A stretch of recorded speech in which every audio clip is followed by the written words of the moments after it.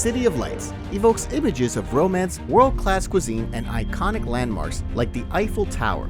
But did you know that there's a hidden world beneath the charming streets? A labyrinth of tunnels known as the Paris Catacombs. This eerie necropolis holds the remains of over 6 million Parisians, a haunting yet fascinating testament to our past. But that's not all. Stick around to discover the chilling legend of Philibert Espert, the doorman who vanished into the catacombs, and the shocking truth about underground raves and mushroom cultivation amidst the bones. You won't believe the secrets we uncover.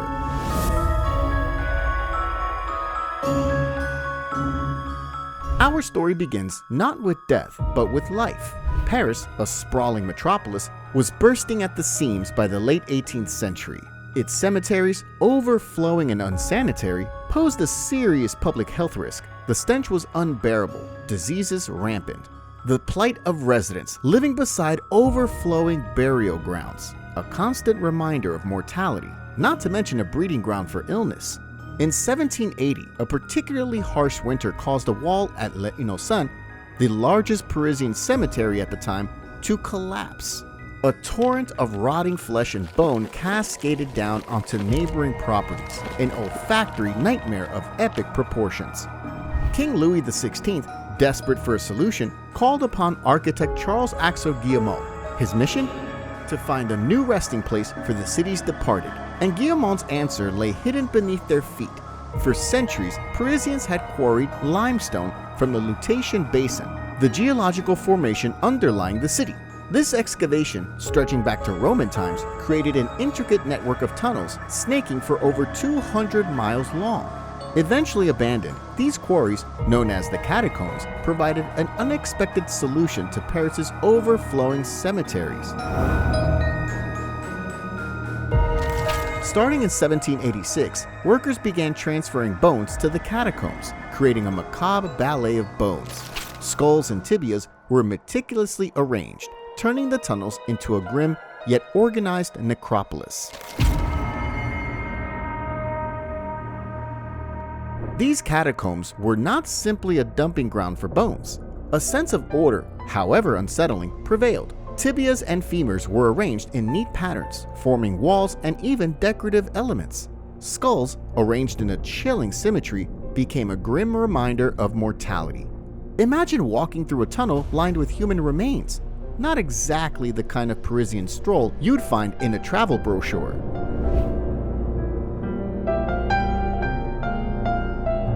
One particularly fascinating structure within the catacombs is the barrel. This pillar, constructed entirely of leg bones, is a testament to the ingenuity, or perhaps morbid curiosity, of those who arranged the bones. The sheer number of leg bones required to create this structure is staggering, and it serves as a haunting reminder of the catacombs' scale. Among the millions who found their final rest in the catacombs are some fascinating historical figures, victims of the French Revolution, including Maximilien Robespierre and Antoine Danton, now reside peacefully, well, as peacefully as one can in a bone museum, beneath the city they once sought to change. Even literary giants like Charles Perrault, who penned the enchanting tales of Little Red Riding Hood and Cinderella, now sleep soundly in the eternal darkness. Today, only a tiny fraction, just over a mile, of this 200-mile network is accessible to the public, formerly called Paris Municipal Ossuary. An inscription above the entrance reads, "Stop! This is the Empire of Death." A fitting welcome indeed. Even the existence of an underground lake beneath the Palais Garnier Opera House adds to the mystique of the catacombs. This unexpected body of water, used for storing water during construction, is now a habitat for well-fed fish, a rather conflicting sight in the city of the dead.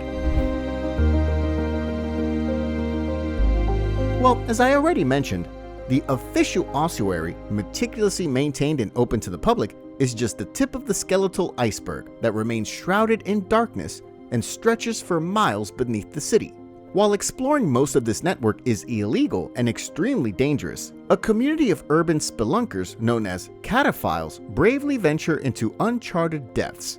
These modern-day explorers, driven by a thirst for adventure or a passion for history, have mapped a significant portion of the uncharted tunnels. Cataphiles range from history buffs mapping tunnels to thrill seekers hosting underground raves and movie screenings.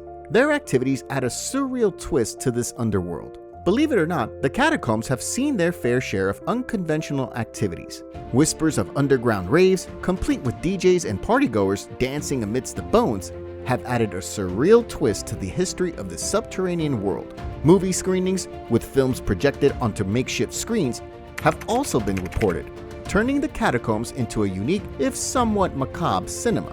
While some cataphiles are dedicated to preserving the historical integrity of the catacombs, others have been criticized for leaving behind graffiti, trash, and even damaging structures. It's a complex relationship between these underground explorers and the delicate ecosystem of the catacombs. You see, the darkness of the catacombs has birthed a rich tapestry of urban legends. Stories of ghosts, whispering secrets, satanic rituals conducted by shadowy figures, and neo-Nazi gatherings held deep within the tunnels abound. Many of these tales are fueled by sensationalized media reports and a dash of human imagination. Investigations have debunked most claims of the occult, revealing them to be elaborate hoaxes or misinterpretations. However, the catacombs do hold their share of mysteries. In the 1890s, explorers stumbled upon a pile of hundreds of tiny skulls, believed to be the remains of sacrificial rituals. Luckily, a closer examination revealed them to be the discarded skulls of cats, likely disposed of by a nearby restaurant specializing in rabbit dishes. Then there's the legend of Philibert Aspert, a doorman who vanished while fetching liquor from a cellar in the 18th century. His body was found 11 years later, deep within the catacombs, suggesting that he might have gotten lost or disoriented in the darkness. Well, believe it or not, the catacombs have also served a surprisingly practical purpose: mushroom cultivation. The constant temperature and humidity provide an ideal environment for certain fungi to flourish. Starting in the 19th century, Parisians began cultivating their own mushrooms in the abandoned tunnels. A gentleman named de Chambéry is credited with pioneering this unusual agricultural practice. While exploring the galleries, he chanced upon a cluster of thriving mushrooms and realized the potential of this underground environment. Soon, others followed suit, and mushroom cultivation in the catacombs became a regulated industry. The French National Society of Horticulture even recognized the unique potential of the subterranean farm. People flocked to the catacombs, eager to grow their own gourmet produce in this eerie setting. I must admit, the idea of dining on mushrooms cultivated amidst the bones of millions is a peculiar one. But the French, with their refined palate, saw the appeal. Perhaps paired with a fine wine and a healthy dose of imagination, these catacomb-grown mushrooms tasted all the more delicious. What do you think? Let me know in the comments below. Anyways, despite the macabre nature of the catacombs, there's an undeniable allure to this subterranean world. It's a place where history, art, and mystery intertwine in a way that few other places can match. Whether you're drawn to the historical significance, the eerie atmosphere, or the thrill of the unknown, the catacombs offer a unique and unforgettable experience. As we delve deeper into the world of the catacombs, it's important to remember that this is a place of reverence. It's not a playground for thrill seekers or a stage for reckless behavior. Respect the dead who reside there and adhere to all safety guidelines. The catacombs are a fragile ecosystem, both physically and emotionally. It's essential to preserve this unique historical site for future generations. By understanding the history, respecting the environment, and supporting responsible exploration, we can ensure that the catacombs continue to captivate and inspire for centuries to come. Exploring the catacombs is dangerous and often illegal. Stick to official tours to safely glimpse this underground world. The official catacomb tour offers a safe and fascinating glimpse into this underworld. It's a chance to walk among the bones of millions, to feel the weight of history, and to appreciate the complex relationship between life and death. Well, there you have it, the fascinating and chilling world of the Paris catacombs, a place where the living and the dead coexist in an extraordinary and often unsettling way. So are you brave enough to venture into the empire of the dead?